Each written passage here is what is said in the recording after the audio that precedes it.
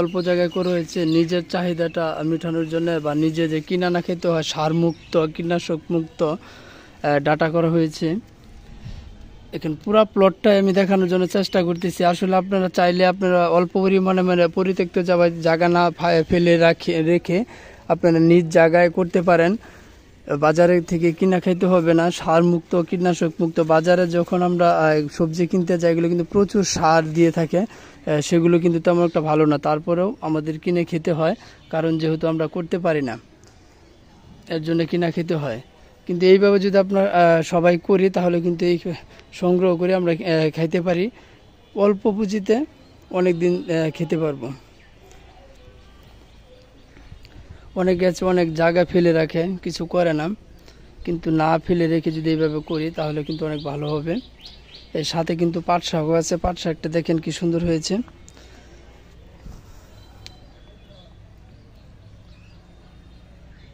এটা কিন্তু পাট শাক দেখেন চেলি সিস্টেমে, এটাও 100% হবে, একটু কম হতে পারে, কিন্তু চেলি সিস্টেমে দেখেন কি সুন্দর হয়েছে। পাশে ডাটা,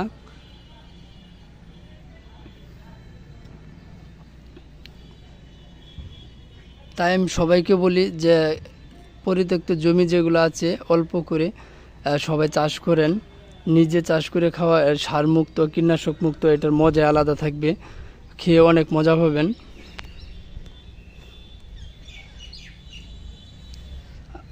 আসলে বাজারে যেটা আমরা কিনা খাই সেটা হলো বিষ, আর এটা যদি আমরা নিজেরা করে খাই, এটা কিন্তু এই শাকটা যদি আপনি রাঁধতে যান কিন্তু অটোমেটিক অনেক গলে যাবে বা অনেক মজা লাগবে, সুস্বাদু হবে।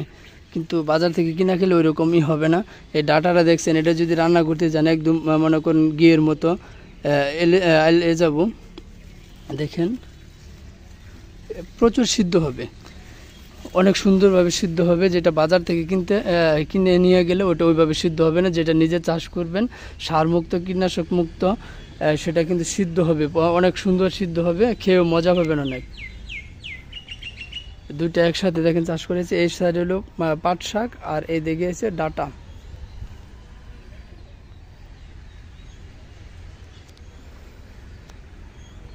এই দেখেন সাথে করা হয়েছে আপনার মরিচ, এই যে মরিচ, অল্প জায়গায় কিছু মরিচ করা হয়েছে, দেশি মরিচ আসলে যে পোকায় আক্রমণ করে, তারপরে যেহেতুটুকু হয়েছে মোটামুটি ভালো হয়েছে, খারাপ হয়েছে না। সাথে আরও আছে এই দেখেন এই যে মুহি কচু, এটাও কিন্তু গাছটা মোটামুটি ভালো বড়